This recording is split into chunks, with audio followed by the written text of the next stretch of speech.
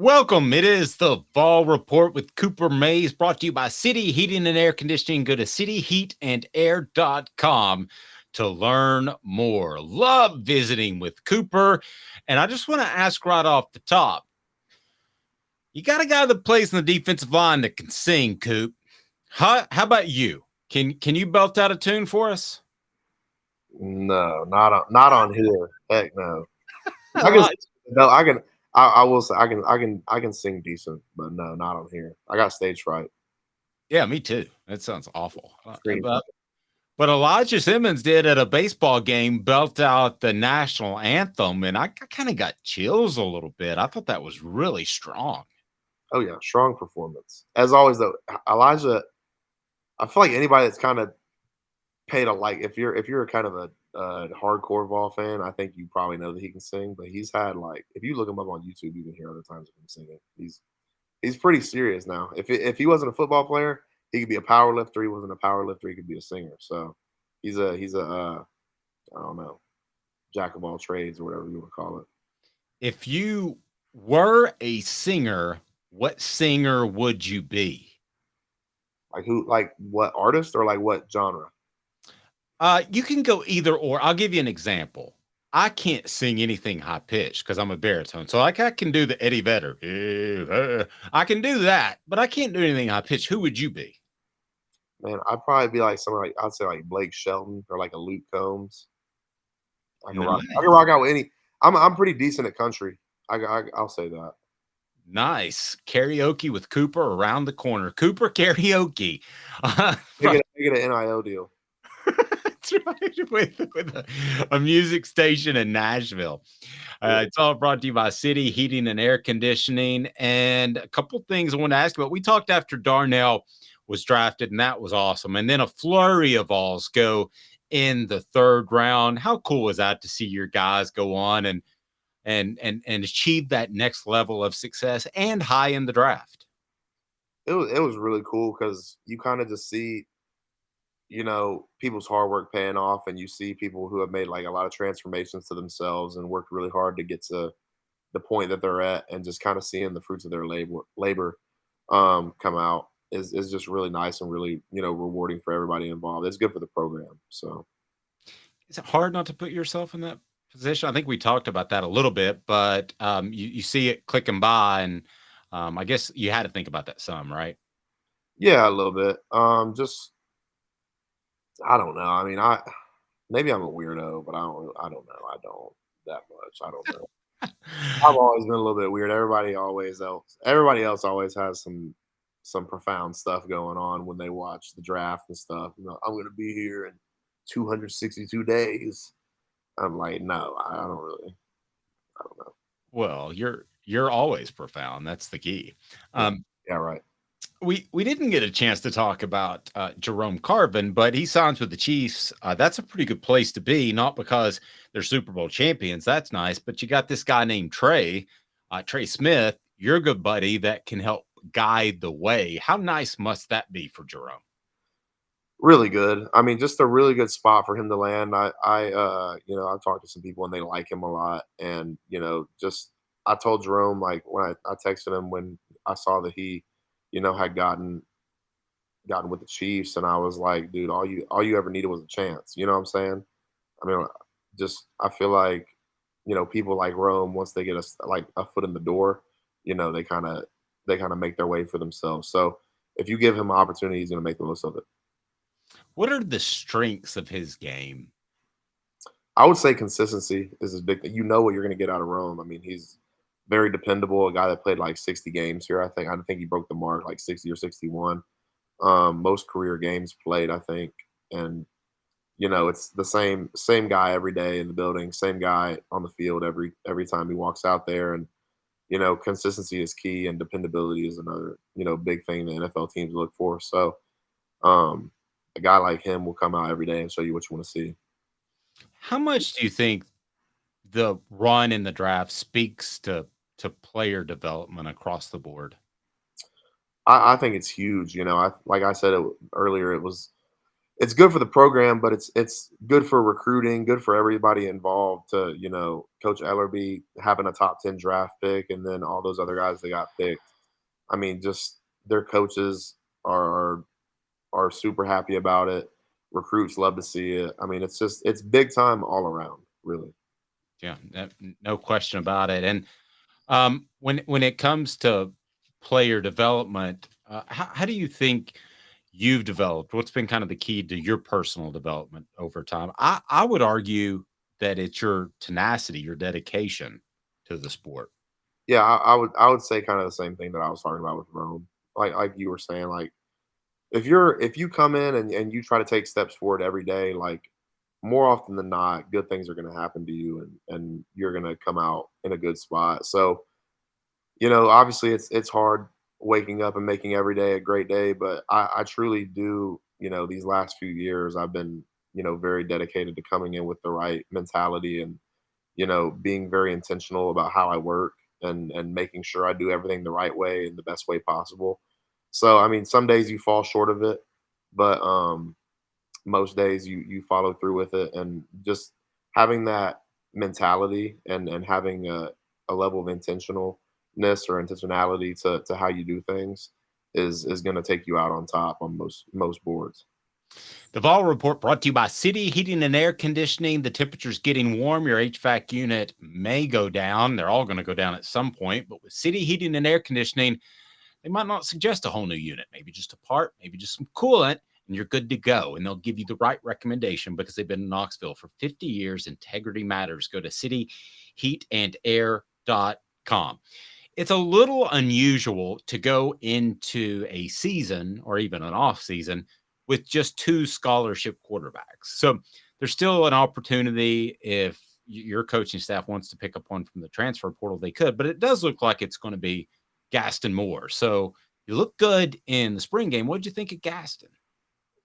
I love Gaston personally. I mean, he's a great guy. Nobody really knows kind of his personality or anything, but just like an all around teammate that you can ask everybody in the building about him, and nobody would really have a bad thing to say about him. He's just a really cool guy, really good guy. Comes in to work and does what he's supposed to all the time. So I mean, like I said, you probably won't hear many people say anything bad about Gaston Moore. Jacob told me he's kind of a country guy. Yeah, very much so. He's pretty sure. I'm not sure exactly what I'm not sure exactly what part of South Carolina he's from, but Not either. no, I don't know. I think it's Hilton. I think maybe Hilton Head. I don't know. Maybe I'm a bad teammate, but I know he's from the country out there somewhere east of us currently in Knoxville, and Gotcha. he's a good guy. He always could get along well with Cade because him and Cade would talk about turkey season and everything. So me, I'm not the huge hunter, but he definitely got along with Cade, and they would talk about it all the time. Gaston is from Hilton Head. Does that mean he golfs? I think he's probably into about everything. He's not. A lot of people nowadays kind of stay inside, play their video games and stuff, but he's more of the outdoorsy type, playing golf, outdoors, you know, Outer Banks lifestyle or whatever. All right. So it makes me wonder when we get to the season, you guys will want to have both Nico and Gaston ready in case something were to happen to Joe. So I was curious in garbage time, how much can you improve if the game's lopsided? Say you guys have a big lead, how much can you improve in garbage time, or can you? I think it's the ball is always in your court, and I think you get better as much as you let yourself. So I'm saying I think if you go out there and you treat it like it's the biggest game of your life, you're going to get better. I think honestly, just the step up from practice, people don't realize it, but there's levels to our game, and people don't realize it as far as like young kids. But like the speed of the game is just so much different when you get actually out there on the field in front of 100,000 people and playing college football. I mean, there's nothing that can really replicate it. So, I mean, when you go in there and you're, you know, playing a big time team that you've been up on, I mean, even their twos going in the game like scenario is enough to get you experience and get you ready to go for the next game. And or when your time's called. Maybe not the next game, but when your time's called, I think it's really invaluable. Yeah, just in front of a crowd, I would think the first time. Do you remember the first time you ran out there in a game with a big crowd like that? Yeah, the biggest crowd probably man, sophomore year when we played Georgia was probably like the or really yeah, I probably say that was the biggest game that I played my sophomore year. It messed me up because COVID happened my freshman year, so all of my firsts were like a little bit tainted by like missing a little bit of the experience in one way or another. So there was only like 20,000 people out there when I first went out there. Well, So, that's good. That's a good point. So, I mean, did that get delayed a little bit? I mean, were there at any point when you ran out there, when more onus was put on you, were there nerves? I guess is what I'm wondering. oh yeah, huge. Yeah, big nervous guy here. So yeah, Really? yeah. Well, I mean, hellfire. If you don't get nervous about going out there in front of 102,000 people against Florida, Alabama, and Georgia, I mean, you're not human or something's wrong with you. So who knows? But if you don't, I mean, I've gotten to the point where I'm not nervous anymore, really. But for the first few years, heck yeah, you're nervous. I mean, I think you should be if you care at all. You should. You absolutely should. But you seem like such a calm, cool, collected dude. I thought you were going to say, no big deal. Nah, I mean, I would say that nowadays, yeah, probably, but back in the day, man, holy crap! You think you're about to play? The problem is your first college game where you start, like, you think it's going to be like the NFL out there, and you think that these like people are on a whole nother level of like I don't know, you just like pump the moment up so much in your head that you're like, holy crap, I'm going out there and it's happening. Like, oh my god, how's it going to turn?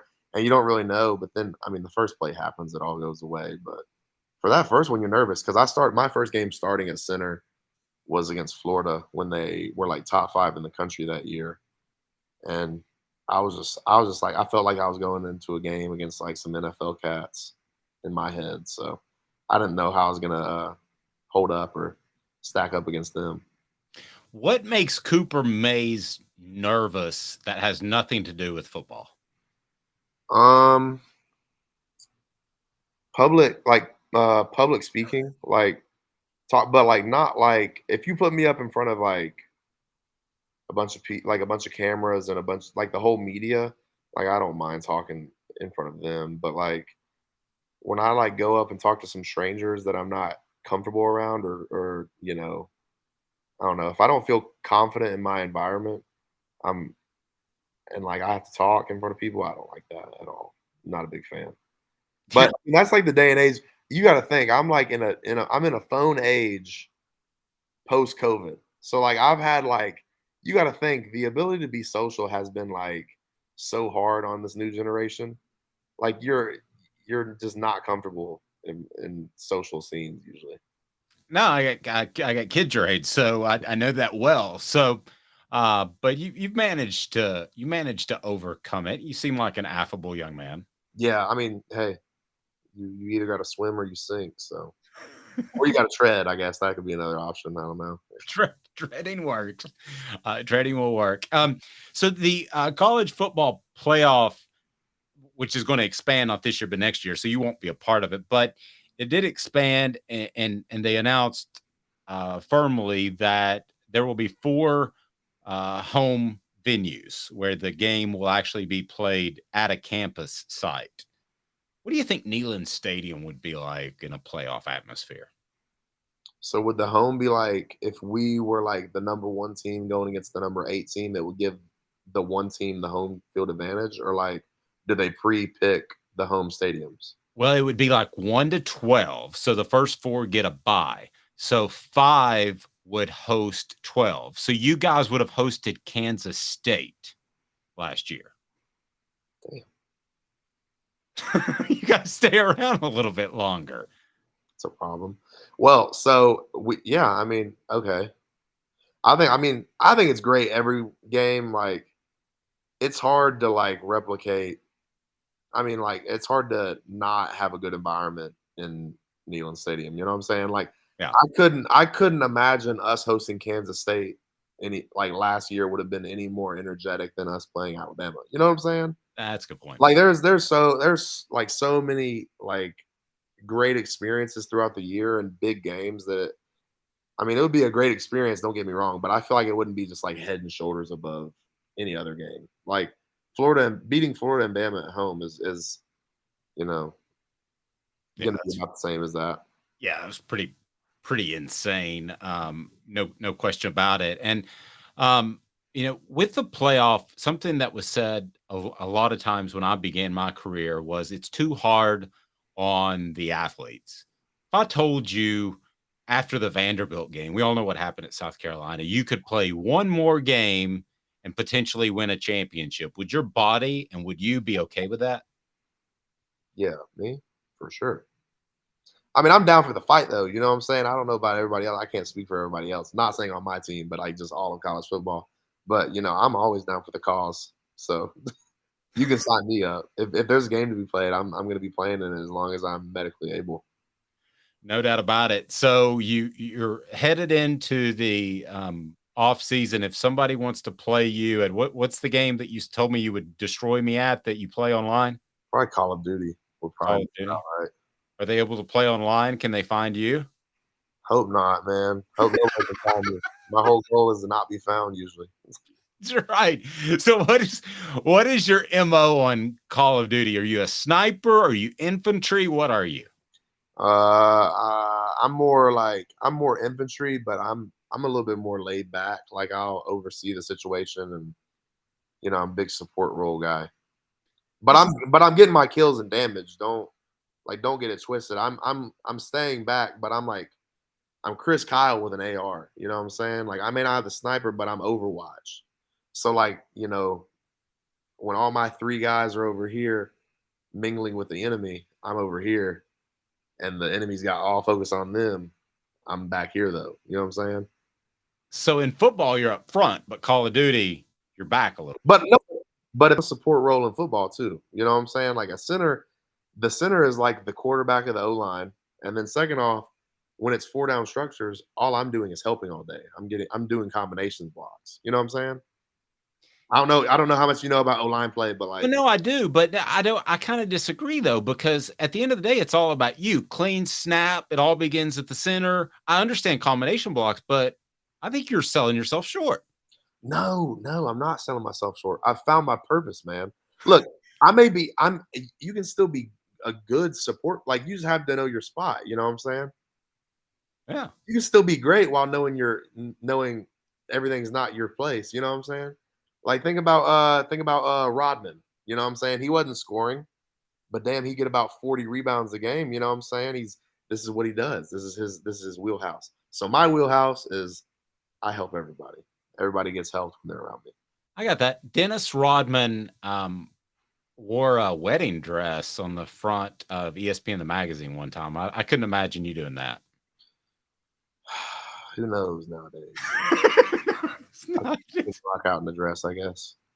he also dated Carmen Electra, so you got I don't that. know who that is, but she sounds pretty cool. She's she is cool based off her name. Google it. You'll appreciate it. He's Cooper Mays. I'm Dave Hooker. Saval Report brought to you by City Heating and Air Conditioning, cityheatandair.com. Each and every week, the Vol Report with Cooper Mays. This has been a presentation of Off the Hook Sports.